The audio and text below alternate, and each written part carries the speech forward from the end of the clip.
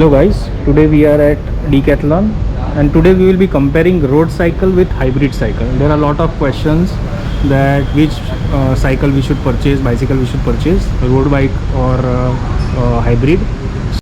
So let's talk to the expert. Hello Jaspal ji. Hi, good morning everybody.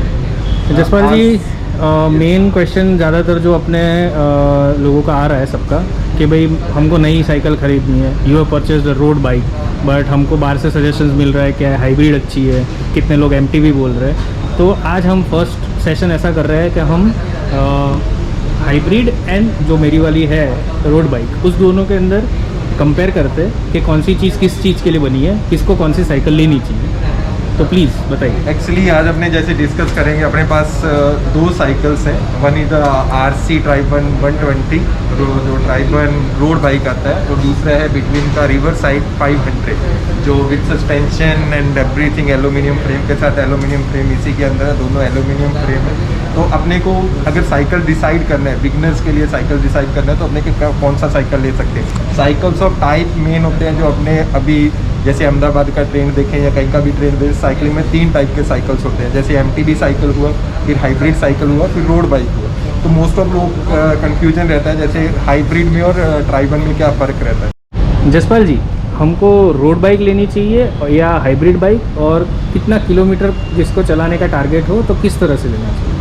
Okay, जैसे कि road bike किनके लिए beneficial रहता है। जैसे अपने को रोड बाइक, अगर अपने रोड बाइक में जाते हैं तो रोड बाइक का फंडा ये रहता है, अगर आपको लॉन्ग राइड के लिए जाना है, मान लो आप बीआरएम करते हो 200 किलोमीटर 100 किलोमीटर, या डेली का आपका 40 से 50 किलोमीटर के लिए रहता है, तो आपको उसमें स्मूथनेस ज़्यादा मिलेगा क्योंकि उसका पतले टायर आएंगे। जितना अर्थ टू टचिंग एरिया ज़्यादा रहेगा, जितना अर्थ टू टचिंग एरिया ज़्यादा रहेगा उतना आपका फ्रिक्शन है वो ज़्यादा लगेगा। और इसके अंदर जैसे कि आपने देखा होगा पतले टायर आते हैं तो अर्थ टचिंग एरिया कम हो जाता है। कम होने के कारण अपने को फ्रिक्शन कम लगता है, अपना जोर कम लगेगा, अपना स्पीड ज़्यादा आएगा। तो रोड बाइक के अंदर जैसे अपना मैं अगर हाइब्रिड के साथ, कोई भी हाइब्रिड के साथ कंपेयर करूँगा तो हाइब्रिड टायर के अंदर टायर है थोड़े मोटे आते हैं कंपेरिजन टू रोड बाइक। तो उसी हिसाब से जैसे अपना पैडलिंग स्पीड, अपना एनर्जी है वो हाइब्रिड में थोड़ा सा ज़्यादा लगता है। तो हाइब्रिड साइकिल के अंदर जैसे अपने को डेली का 20 से 50 किलोमीटर या 20-25 किलोमीटर करना है तो कंफर्टेबल हाइब्रिड साइकिल रहता है। अगर आपको डेली का 50 किलोमीटर करना है, 50 से या लॉन्ग राइड के लिए जाना है, 100-200 1000 किलोमीटर के लिए जाना है, तो रोड बाइक अच्छी रहती है।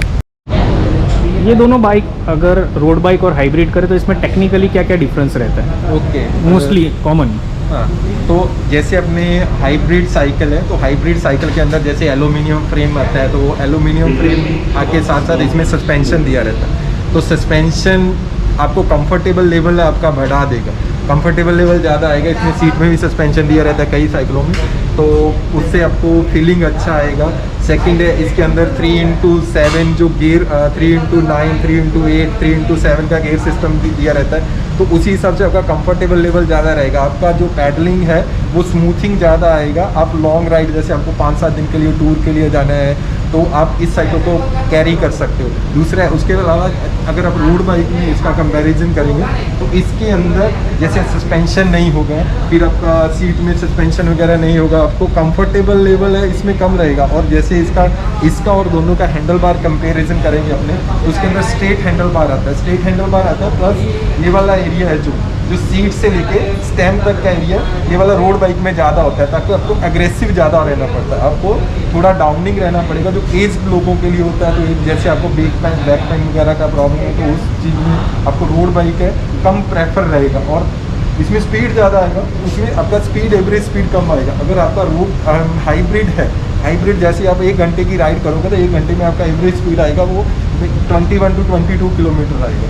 और रोड बाइक है उसमें आपका एवरेज स्पीड है इंक्रीज हो जाएगा, जो 30, 29, 30 तक के लिए पहुंच जाएगा।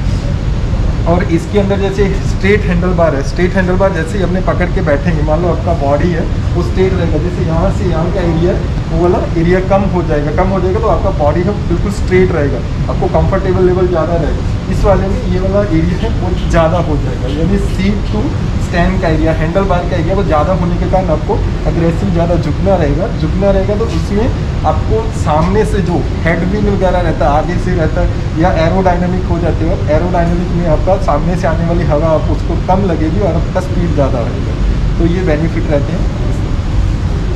भी जैसे कि कई लोगों का कंसर्न लगता है, भी यूजर्स का कंसर्न रहता है which one cycle is the light weight में अपने जाएंगे तो अपना जो रोड साइकिलिंग आता है वो बहुत ही लाइट वेट होते हैं, बिकॉज उनमें सस्पेंशन नहीं होता है, सस्पेंशन का वेट ही काफ़ी हो जाता है। लाइट वेट करने के लिए उसमें से सस्पेंशन रिमूव कर दिया जाता है, आपको फीलिंग थोड़ा कम आता है बट स्पीड ज़्यादा आता है।